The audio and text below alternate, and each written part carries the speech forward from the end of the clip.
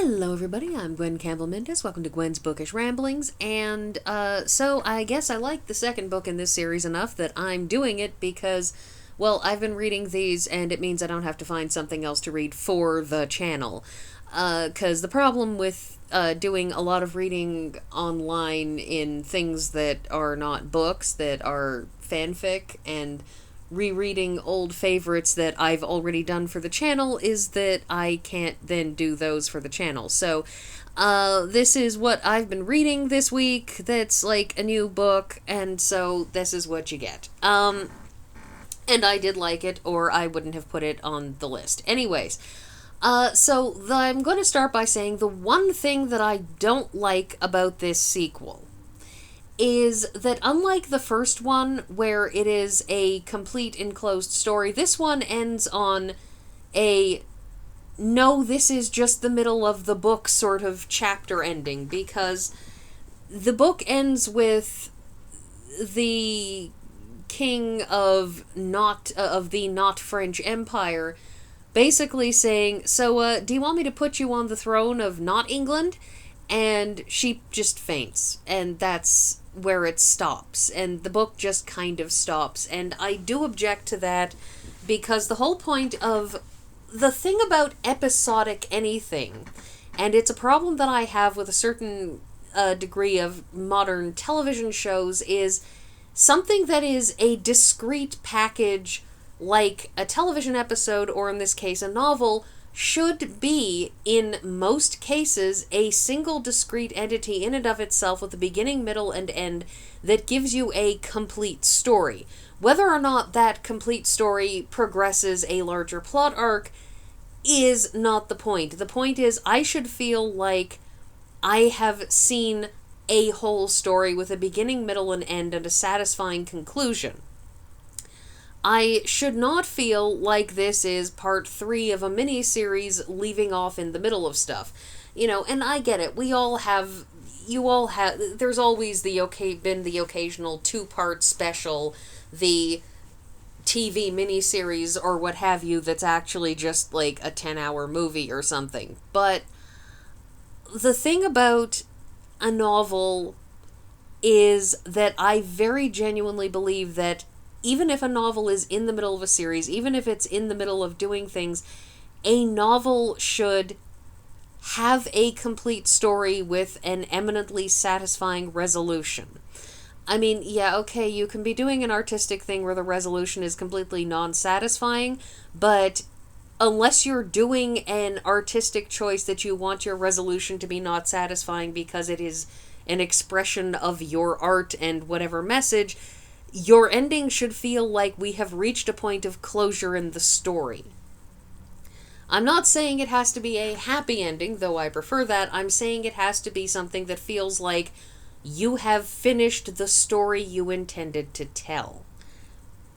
And this book doesn't feel like the author has finished the story they intend to tell. This book feels like the author decided that since they had reached X number of pages, they're just gonna stop. And that is the one objection I have. But I enjoy the world building in this. The first book had, of course, its initial world building, but they've stepped into another country which handles magic completely differently, which appears to educate its people more in magic, which has a much freer hand with what they consider to be allowable and non-problematic magic. And so there's a lot that our heroine and hero, that Sophie, who is our heroine, and Cameron, who is her new husband, they have to really, really figure out how to adapt to. For example, you have what are, in Anglian, where they're from, the not England, they call them demons, but in this not French Empire, called Ilvia, they're called sanctii, which is an interesting difference, in no small part, of course, because demon implies, well, bad things, whereas sanctii, there are religious positive implications of such a turn of phrase. You know, you go to the Latin and sanctus, meaning holy, it suggests something very, very different in terms of what these things are, or at least are seen as. And yet they're also seen as dangerous and terrifying and a whole bunch of other things. So it's different and strange to them and very, very alien, and they're constantly wrong-footed by everything that's happening. What makes this all worse is, I believe I said it in the last video about this, but I'm saying it again, and that this particular series appears to fall once more into the area of, if you had left her alone, none of your massive political upset would have happened, because she would have happily retired to an estate out in the country and done absolutely nothing. And the fact that you upset everything just put her into a position to do the stuff that you were so concerned she was going to do. So in this case, by the end of this book, what we have happening is that when they first arrive, they sort of take refuge in what is effectively a sort of a magic school. That the idea is that it's kind of a magical boarding school thing where you learn school stuff like history and geography and things of that nature, languages, but they also teach magic, and since she is a realized mage, that is, she has earth magic and the ability to use it, she is, of course, getting training in doing that more. Her husband Cameron, who is a so-called blood mage, is getting training further in that. We haven't covered a lot of what exactly definably makes a blood mage. We're getting a lot more discussion of water mages, and I think that's precisely because they are supposedly considered to be the dangerous and scary ones back where Cameron and Sophie are from, and so there's a lot more consideration given to what that means and what they do. Anyways, so by the end of this book, an assassination attempt has been made on Sophie a second time, and it comes out that back in Anglian, the people that when she fled Anglian in fear for her life, she was something like 6th in line for the throne, and this was, when the first book opened, she was something like 30th in line, and an assault on the Capitol in the first book suddenly abruptly left her something like 6th in line for the throne. And during the course of this book, we find out that all of a sudden people are starting to die back where she's from, such that she is, in point of fact, now getting closer and closer to being directly in line for the throne.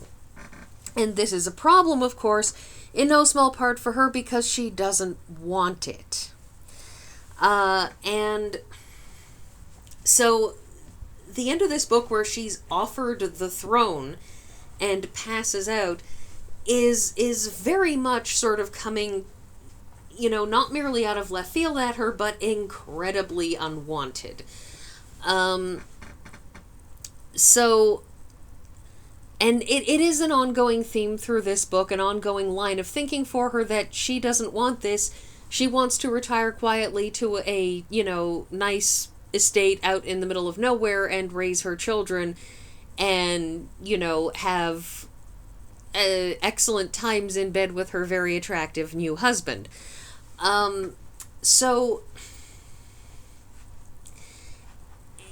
there's that. The last thing is that in the course of these books,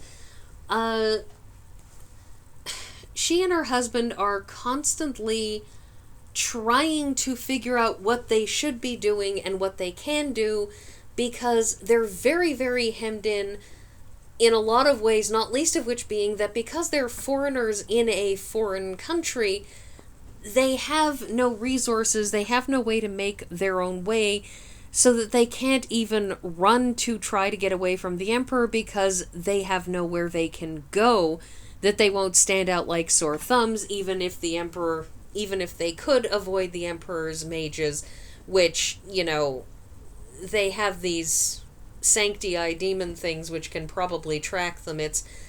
There's a lot that's up in the air about the magic system, which, I will say this, it doesn't feel like the author doesn't know how the system fits together. It's that a lot of this is that the author is,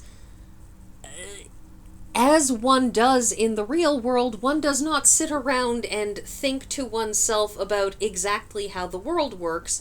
You know how the world works, so you don't think about it. And I think there's a lot in this book that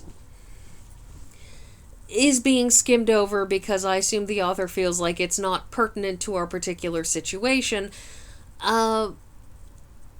But it means that there are some gaps in understanding about how magic in this universe works. But as I said, it does feel like the author has worked it all out and that it will all follow some set of rules. So that's always nice. Anyway, I have started on the third book, which is going perfectly well, so I'll probably get on with that next week.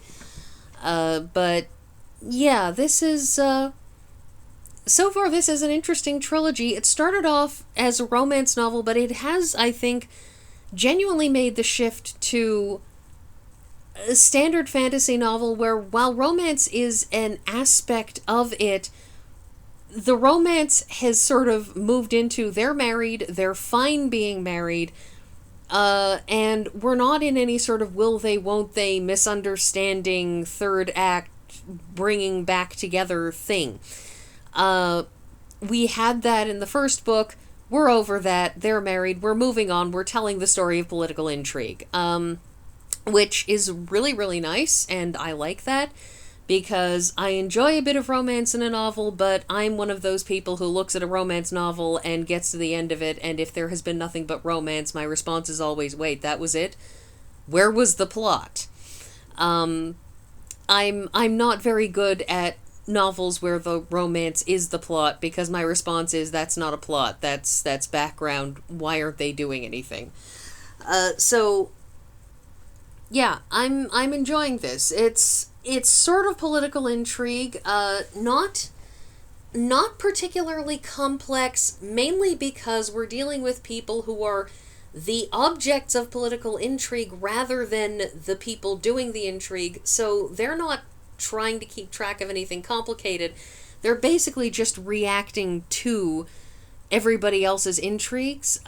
So there's a certain amount of, blind guesswork on the part of our protagonists as they try to figure out what they should be doing, because neither of them wants to be involved in intrigue, so they're not, and so they have no idea what everybody's intrigues are.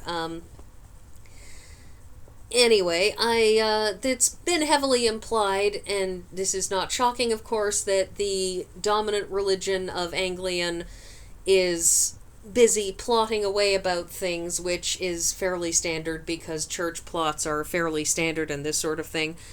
Because, that's how history works.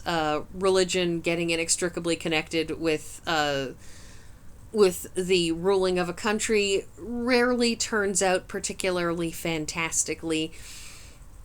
So yeah, this one is as much a good time as the first one, so other than the abrupt ending that I really, really dislike, still pretty good, so I'll read the third one, and I'll probably get back to you next week on it. If it turns out I don't like it, I'll probably let you know, but I expect I will, because I've liked the third one so far as well. So, that's everything, and I will see you all next week.